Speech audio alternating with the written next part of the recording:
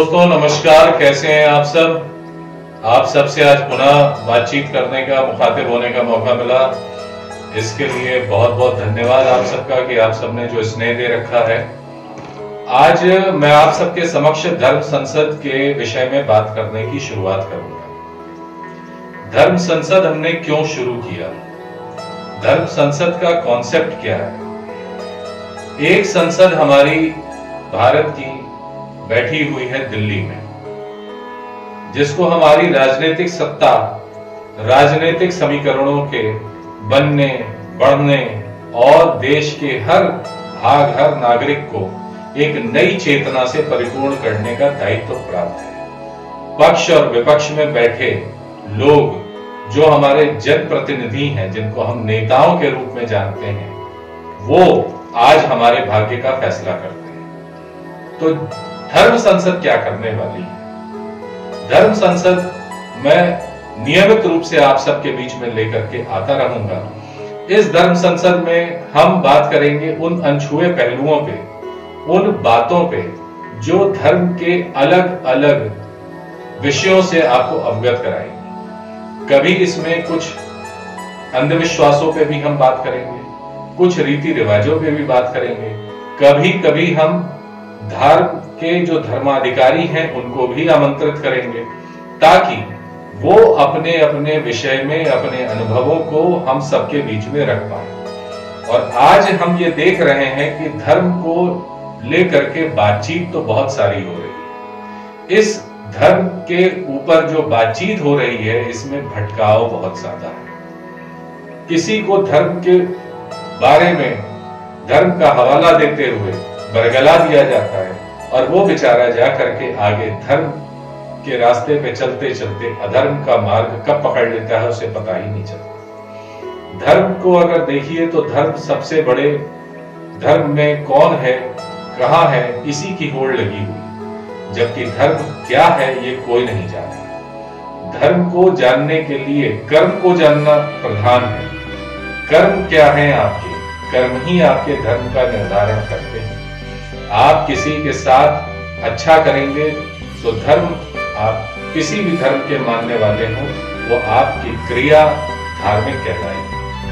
आपका राष्ट्र धर्म से भी आपको बांधता है। राष्ट्र धर्म कहा जाता है कि सबसे बड़ा धर्म, जिस जननी जन्मभूमि ने आपको जन्म दिया, जो आपको 2 वक्त की रोटी दे रही है, नाम दे रही है, प्रतिष्ठा दे रही है, पहचान दे रही है, उसके प्रति आपके कर्तव्य क्या है। राजधर्म, अगर आप किसी भी इतिहास की पुस्तक को उठा करके पन्ने पलटते हुए देखेंगे तो उसमें जहां पे अलग अलग विभिन्न राजे, महाराजों, नवाबों का दौर रहा, लेकिन उसमें उनके साथ कुछ धार्मिक पुरोधा भी बैठते थे जो उनको सही और गलत की राय दिया करते। पर उस राय को सुनने के बाद मानना न मानना, इसकी पैरेलल सोच चला करती थी, जिसमें उनके राजनीतिक सलाहकार और धार्मिक सलाहकार दोनों की बातों को मंथन करके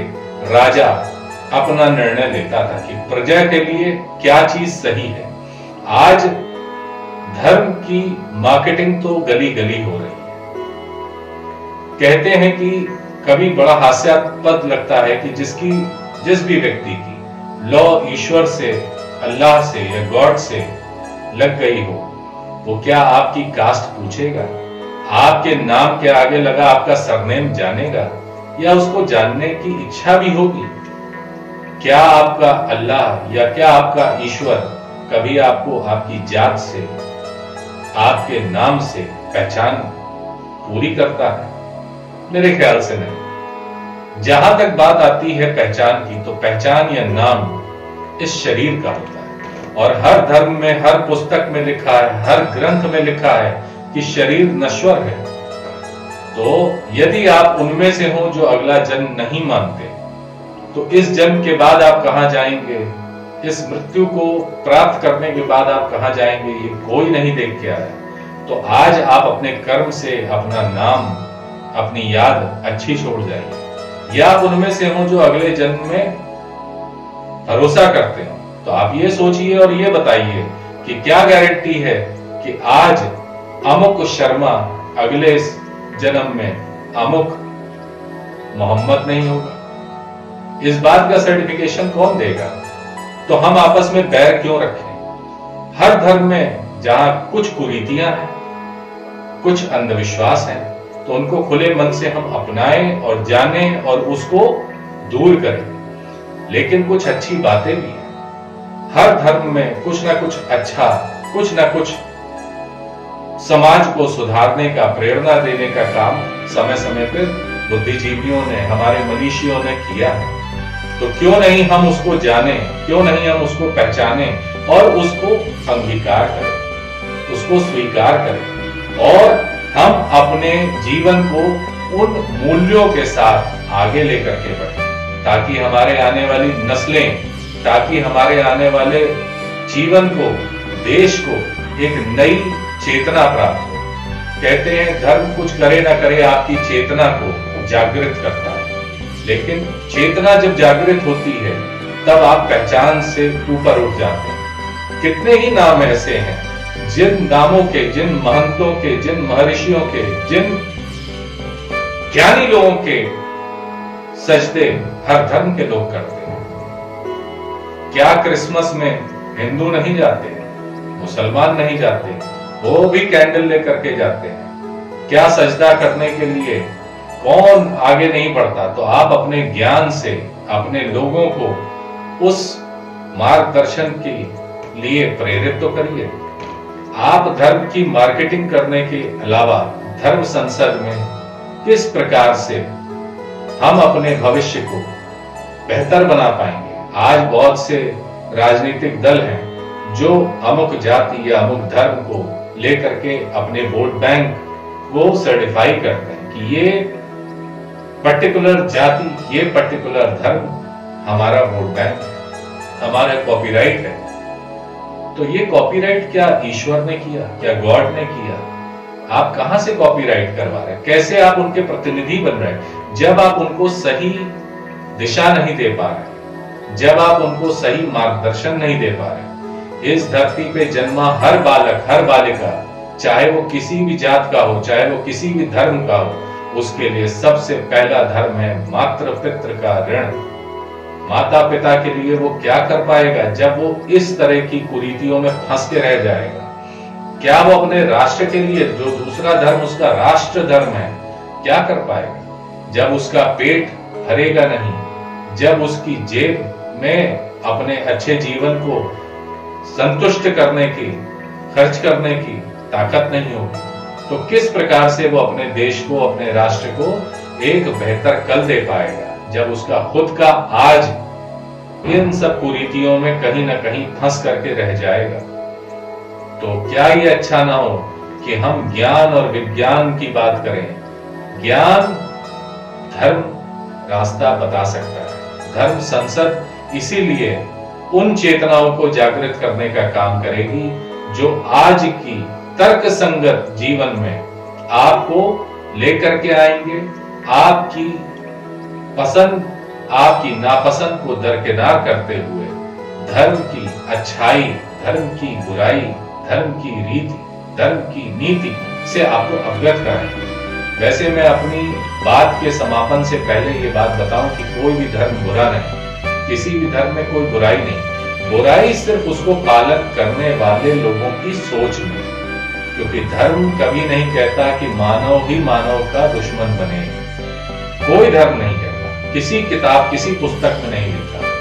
तब भी आज विश्व के हर कोने में धार्मिक युद्ध सबसे ज्यादा हो रहे। इतिहास उठा के देख लीजिए, किसी भी युद्ध का कारण जब जोरू जमीन के साथ साथ धर्म भी रहा है। धर्म वो ताकत है जो आपको यदि अंदर से आपकी चेतना को जागृत कर दे तो आपके अंदर का देवतुल्य व्यक्तित्व खुद समक्ष उपस्थित होगा। इसीलिए कहा जाता है हमारे हिंदू समाज में श्री हम हर नाम के पहले लगाते हैं। क्यों? क्योंकि हम हर व्यक्ति के अंदर एक नारायण के रूप को देखते हैं। हर व्यक्ति देवतुल्य है। हर व्यक्ति जो भी जन्म लेता है उसके अंदर 4 कलाएं मौजूद होती हैं उसके जन्म के साथ। हर कला पे, जैसे हम इस बारे में भी बात करेंगे कि हर व्यक्ति देवतुल्य कैसे हो जाता है। वेदों ने कहा है, कुरान ने कहा है, ईश्वर एक है। बाइबल ने भी कहा है ईश्वर एक है। तो फिर ईश्वर देव, इनके बीच के भेद जानेंगे हम। कैसे हम आप एक होकर के मानव से देव तुल्य जीवन के तरफ अग्रसर हो सकते हैं, ताकि हम सब स्वर्ग को यहीं पे, इसी धरती पे, इसी राष्ट्र की भूमि पे बनाएं। हमारे यहाँ कहा गया है अहम ब्रह्मास्मि, यानी मैं स्वयं ब्रह्म का एक रूप हूं, मैं स्वयं रचनाकार हूं। तो सृष्टि की रचना करना तो बहुत बड़ी बात हो गई। कम से कम हम एक अच्छे बेहतर भविष्य की रचना करने से तो शुरुआत करें, जहां पे हर व्यक्ति एक दूसरे के साथ, एक दूसरे के दिल में अपने लिए प्रेम, अपने लिए सौहार्द पैदा कर सके। लेकिन ये अपने लिए स्वार्थ को त्यागने के बाद ही अपने लिए प्रेम को हम पैदा कर पाएंगे। अपने लिए प्रेम को पैदा करना हर व्यक्ति चाहता है, लेकिन उसके लिए आपको भी दूसरे से प्रेम करना पड़ेगा। मानव को मानव के साथ में एक बेहतर भविष्य तभी मिल पाएगा जब हम सब एक ईश्वर की संतान बन के एक कुटुंब, एक परिवार की तरह जीवन जिए, जिसके लिए कहा जाता है वसुधैव कुटुंबकम।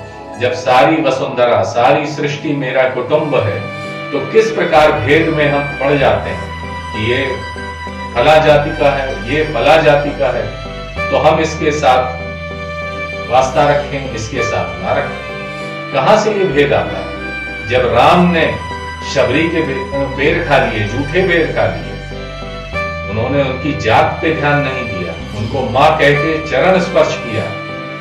जब केवट राज निषाद को उन्होंने अपने मित्र के रूप में अपने बगल का आसन लिया, उनको सीने से लगाया, तो क्या उन्होंने उनका SC/ST सर्टिफिकेट देखा था या रिजर्वेशन देखा था? तो हमारे देश में हमारा संविधान भी यही कहता है कि कानून और अधिकार हर भारतवासी के लिए एक बराबर है। पर बड़ी विडंबना है कि विगत सरकारों ने अलग अलग समय पर आने के बाद जब वो सत्ता में आए, उन्होंने धर्म के आधार पे, जाति के आधार पे आरक्षण का भी व्यवस्था करी। हो सकता है उस समय उसकी प्रासंगिकता उनको दिखी हो, पर क्या आज वो प्रासंगिकता है? तो क्यों नहीं हम इसको आर्थिक, सामाजिक या शैक्षिक आधार पे आरक्षण करते हैं, ताकि भारत का हर व्यक्ति, हर बच्चा, हर जन्मा बच्चा वो भारत का बच्चा है, उसको बराबर शिक्षा का, बराबर स्वास्थ्य का, बराबर बेहतर भविष्य का अधिकार प्राप्त हो। किसी के धर्म को देख के, किसी की जात को देख करके हम उसके बारे में अच्छी या बुरी राय न बनाएं। हम उसको पूरा मौका दें, उस बालक, उस बालिका को, कि वो अपने खुशबू से, अपने मकरंद से पूरी सृष्टि को महका पाए। बहुत सुंदर भविष्य होगा भारत का, जहां भारत का हर मोहम्मद, भारत का हर राम निकल के विश्व के हर प्लेटफॉर्म पे जाए और हर क्षेत्र में भारत को अच्छे से अच्छा नाम पैदा करके दिखाए। भारत को हमें भाव, राग और ताल का देश बनाना है, भेद का, रंग का और तकरार का नहीं। तो भारत रहेगा, अनादिकाल से भारत रहा है। भारत का इतिहास 5000 साल पुराना है। 5000 साल पुराने इतिहास को लेकर के, 10,000 साल पुराने इतिहास को लेकर के, लाखों साल पुराने इतिहास को लेकर के भारत हर बार बढ़ता रहा, हर बार धर्म के वेदी पे कटता रहा। तो क्यों अब आज हमारा हृदय उसको अच्छे याद के रूप में याद करता है?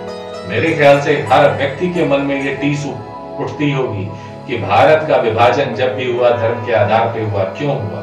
सब एक साथ मिलकर के एक परिवार के रूप में क्यों ना हो? क्यों नहीं हम इस भारत को श्रेष्ठ भारत बनाएं? क्यों नहीं इस भारत को हम सर्वश्रेष्ठ विश्व गुरु के रूप में स्थापित करें? मेरे ख्याल से विश्व गुरु बनना हर व्यक्ति चाहेगा, लेकिन उसके लिए हमें एक त्याग करना पड़ेगा। अपने स्वार्थ का, अपने मैं का, अपने दंभ का। और जब हम अपने मैं का, अपने स्वार्थ का और अपने दंभ का त्याग कर देंगे, तब हम आगे बढ़ सकेंगे किसी भी दूसरे को गले लगाने के लिए। जब किसी को गले लगाने के लिए हमारे मन से हिकारत, घृणा न उत्पन्न हो, तो हमारा सचमुच का उद्भव होगा। और वो उद्भव हमें हमारे नाम से नहीं, हमारे कर्म से जानेगा। तो हम कर्म प्रधान होंगे, हमारा कर्म श्रेष्ठ होगा। हमारा कर्म श्रेष्ठ होगा तो हमारा राष्ट्र, हमारा भविष्य श्रेष्ठ होगा। तो धर्म संसद में आप सभी को मैं इसीलिए आमंत्रित करना चाहूंगा कि आप अपने अपने धर्म के, अपने अपने पंथ के अच्छे से अच्छे सीख को, शिक्षा को लेकर के आए, मेरे साथ बैठें और आम जन को, आम लोगों को ये जानने में मदद करें कि किस प्रकार से हम आपसे, आपके धर्म से, आपकी पूजा पद्धति से, आपके अपने अनुभवों से, आपके श्रेष्ठ जनों के अनुभवों से, आपकी पुस्तकों से लाभान्वित हो सकते हैं। धर्म संसद का काम राष्ट्र के उन अग्रणी लोगों को भी इस परिप्रेक्ष्य में लाने का होगा जो आज हमारे नीतिकार हैं, यानी हमारे नेता हैं, चाहे वो पक्ष के हों चाहे विपक्ष के हों। उनकी सोच, उनके तुलनात्मक अध्ययन को भी हम लेकर के आएंगे। चुनाव आने वाले हैं उत्तर प्रदेश में, अक्सर आपको अलग अलग चैनल्स पे दिख जाएगा कि फला क्षेत्र में फला अमुक जाति के वोटर्स का इतना परसेंटेज वोट बैंक है। क्यों हम उनको अलग अलग जातियों में बांट करके देखते हैं? और क्या ये हमारी नियत प्रक्रिया जो हर साल, हर बार, हर वोट लेने से पहले इनको बांटते हैं, क्या हमने उनकी सोच, भारत के नागरिकों की सोच जाति प्रधान, धर्म प्रधान नहीं कर दी? अगर धर्म प्रधान हम करते हुए आ रहे हैं पिछले 72 सालों से, तो क्यों नहीं हम अपने ऊपर इसकी जिम्मेदारी लेते हैं? भारत को तो हम तोड़ स्वयं रहे। तो हम अगर भारत को अखंड देखना चाहते हैं, अभेद्य देखना चाहते हैं, सर्वश्रेष्ठ देखना चाहते हैं, तो पहले अपने भेदों को हमें स्वाहा करना होगा। पहली आहुति इस हवन में हमें अपने मतभेदों की देनी होगी। कहते हैं कि पूजा करना एक बहुत ही प्राइवेट मोमेंट होता है। जब आप अपने ईश्वर, अपने इष्ट को याद कर रहे होते हैं, अपने गॉड को, अपने अल्लाह को याद कर रहे होते हैं, तो आज हम बीच बाजार उसके नाम का इस प्रकार की मार्केटिंग क्यों करते हैं? क्यों हम एक दूसरे को कि मेरा अल्लाह तेरे गॉड से ज्यादा सुपीरियर है, या तेरा गॉड मेरे भगवान से नीचा है, ये क्यों हम लेकर के आगे बढ़ते हैं? क्यों हम एक दूसरे की पूजा पद्धति को अंतिम छोर मान लेते हैं? किसने साक्षात्कार किया? तो आइए साक्षात्कार करें अपने भेदों को, अपने मतभेदों को, अपने घृणा को तिलांजलि देते हुए उस अलौकिक ईश्वर का, जिसने धूप सबके लिए बनाई, हवा सबके लिए बनाई, जिसने सृष्टि के, प्रकृति के हर साधन पे, संसाधन पे सबका बराबर अधिकार दिया, तो हम क्यों इनको बांट रहे हैं? मैं जानता हूं ये बातें सुन करके थोड़ा सा अजीब लगेगा आप सबको, पर ये जरूरी है हम सबके लिए, क्योंकि हमें यदि अपने बच्चों को, अपने आने वाली नस्लों को एक बेहतर भविष्य देना है, तो हमें एक कदम आगे बढ़ाना होगा, एक नई शुरुआत करनी होगी। आपकी इस नई शुरुआत के लिए आज आपसे, आपको आमंत्रण के साथ मैं विदा लेता हूं। मैं मयंक श्रीवास्तव आपके साथ अपने एपिसोड्स में अच्छे अच्छे लोगों के साथ, अच्छे अच्छे विचारों के साथ नियत आता रहूंगा। आप सबके सहयोग, साथ और आशीर्वाद के लिए आपका बहुत बहुत धन्यवाद।